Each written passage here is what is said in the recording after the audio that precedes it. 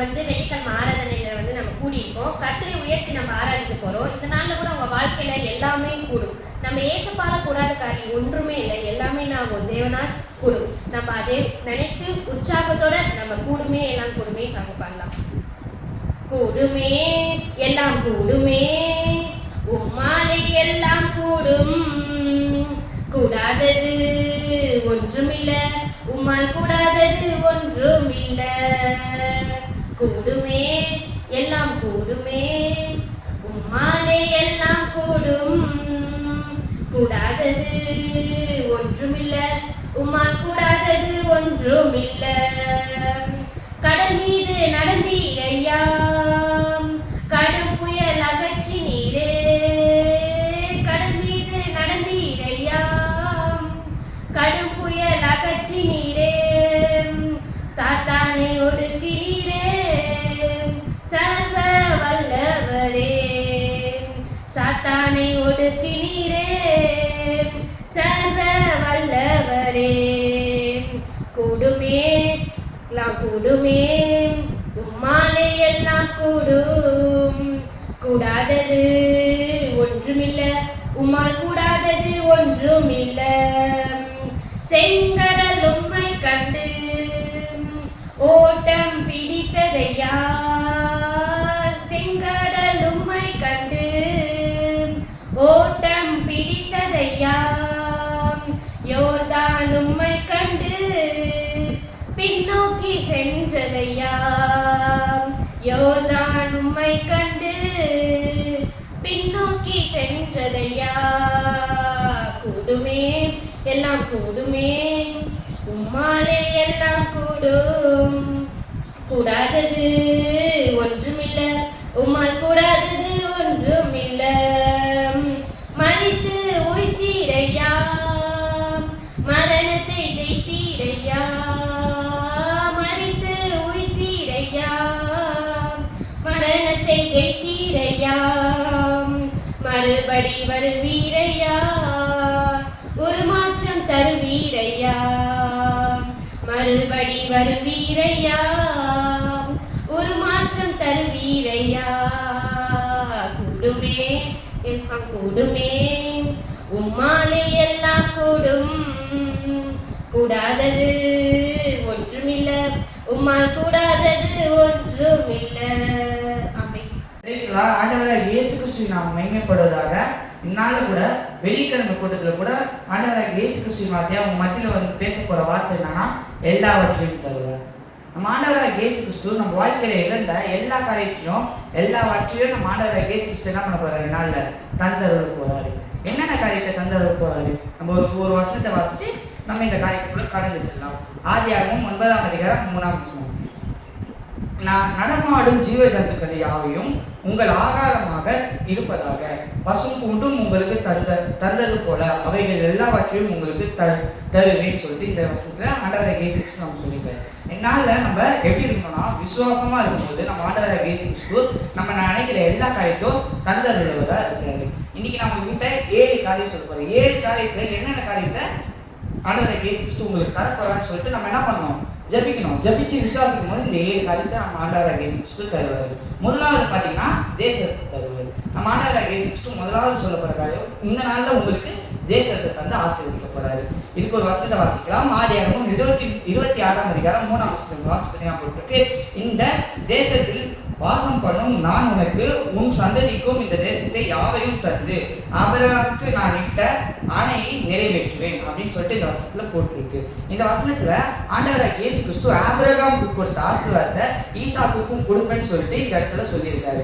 அப்போ இந்த நாள்ல நம்ம என்ன பண்ணணும், விசுவாசிக்கணும். என் ஆண்டவராக இயேசு கிறிஸ்து எனக்கு ஒரு தேசத்தை தந்து என்னை ஆசீர்வதிக்க போறாருன்னு சொல்லிட்டு. எப்படி நம்ம ஆண்டவராக இயேசு கிறிஸ்து தேசத்தை தந்து நம்மளுக்கு ஆசீர்வதிப்பாரு? நம்ம என்ன பண்ணோம்னா, ஜபிக்கும் போது நம்ம ஆண்டவராக இயேசு கிறிஸ்து நாள்ல தேசத்தை தந்து ஆசீர்வதிக்கிறவரா இருக்காரு. அப்போ முதலாவது காரியம் என்னது, நம்ம ஆண்டவராக இயேசு கிறிஸ்து எல்லாவற்றையும் தருவாங்க. முதலாவது நம்மளுக்கு ஒரு நல்ல தேசத்தை தந்து நம்மளை ஆசீர்வதிக்கிறவரா இருக்காரு. இரண்டாவது காரியம் வாசிக்கலாம். எடுத்துக்கொள்ளுங்கள்.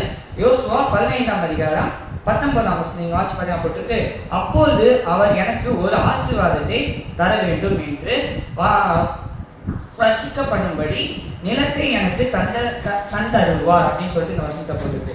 இரண்டாவது காரியம் ஆண்டவராகிய இயேசு கிறிஸ்து என்ன சொல்றாருன்னா, நீர்ப்பாய்ச்சலான நிலத்தை தந்து நம்மளுக்கு ஆசீர்வதிக்க போறாரு. இந்த இடத்துல நீங்க வாசி பார்த்தீங்கன்னா போட்டுருக்கு, அக்சால் வந்து தன் தகப்பன் கிட்ட என்ன கேட்கிறாருன்னா, எனக்கு ஒரு நீர்ப்பாய்ச்சலான நிலத்தை தாங்க அப்படின்னு சொல்லிட்டு கேட்கிறாரு. அதே மாதிரி நம்ம ஆண்டவராகிய இயேசு கிறிஸ்து கிட்ட நம்ம எப்படி கேட்கணும்னா, எனக்கு ஒரு நீர்ப்பாய்ச்சலான இடத்தை தாங்க ஏசப்பா அப்படின்னு சொல்லிட்டு நம்ம கேட்கிறவர்களா இருக்கணும். அப்படி கேட்கும் போது நம்ம ஆண்டவராகிய இயேசு கிறிஸ்து என்ன பண்ணுவாரு, ஒரு நீர்ப்பாய்ச்சலான நிலத்தை தந்து நம்ம இந்நாள்ல ஆசீர்வதிப்பாரு.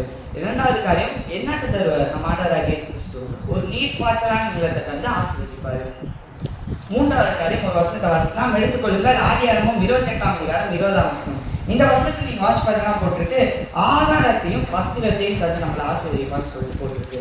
அப்போ இரண்டாவது காரியம் நம்ம ஆண்டவராகிய இயேசு கிறிஸ்து நம்மளுக்கு உடுக்க உடையையும் ஆகாரத்தையும் தந்து ஆசீர்வதிக்கிறவரா இருக்காரு.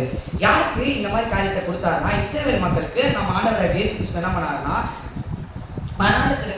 மன்னாந்திரத்தில் நடக்கும் போது என்ன கொடுத்தாருன்னா, ஒரு நல்ல உடையை கொடுத்தாரு. அந்த உடை வந்து 40 வருஷமா என்ன ஆச்சு, கிளியாம இருந்தது. அதுக்கப்புறம் ஆகாரத்தையும் தந்து நம்ம மன்னாந்திரத்துல கூட நடத்தி சென்றாரு.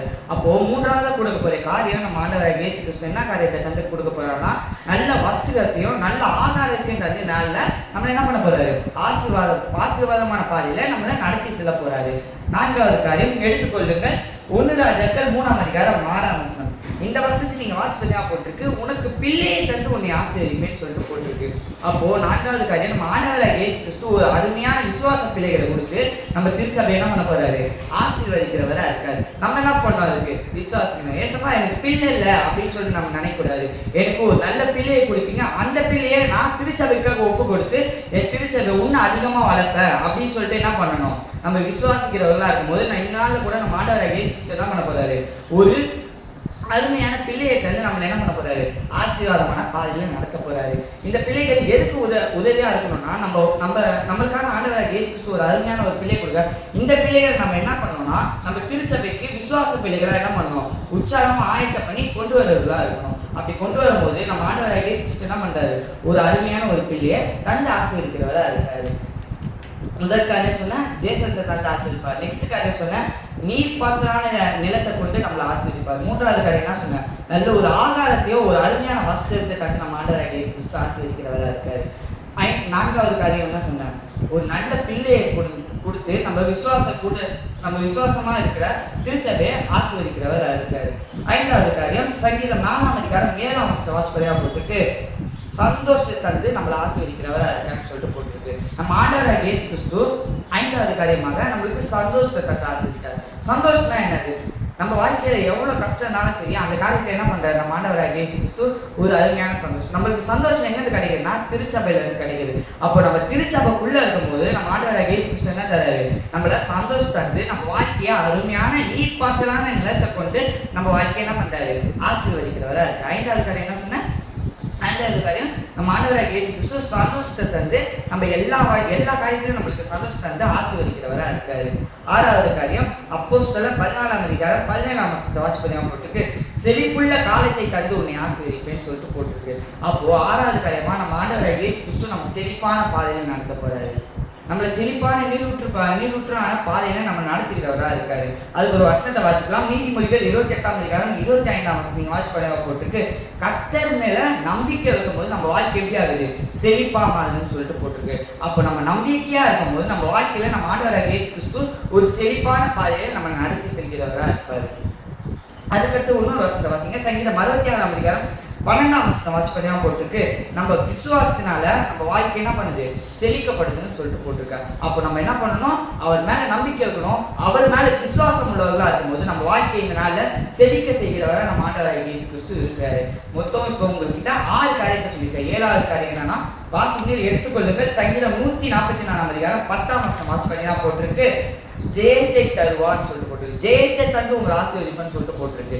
அப்போ 7வது காரியமா நம்ம ஆண்டவராகிய இயேசு கிறிஸ்து நம்ம என்ன பண்றாருன்னா ஒரு ஜெயத்தை தந்து நம்ம எல்லா காரியத்திலும், நம்ம போற காரியத்திலும் சரி, நம்ம வர காரியத்திலும் சரி, எல்லா காரியத்திலும் உலக பிரியமான காரியத்திலும் சரி, நம்ம அவருக்குள்ள இருக்கும்போது ஒரு ஜெயத்தை தந்து ஆசீர்வதிக்காரு. ஏன்னா நம்ம யாரா இருக்கோம், அவருடைய பிள்ளைகளா இருக்கும்போது இந்நாள்ல கூட நம்ம ஆண்டவராகிய இயேசு கிறிஸ்து ஒரு ஜெயத்தை தந்து நம்மளை ஆசீர்வதிக்கிறவரா இருக்காரு. நான் இந்த நாள்ல உங்களுக்கு 7 காரியத்தை சொல்லியிருக்கேன். முதலாவது தேசத்தை தந்து நம்மளை ஆசீர்வதிக்கிறவரா இருக்காரு.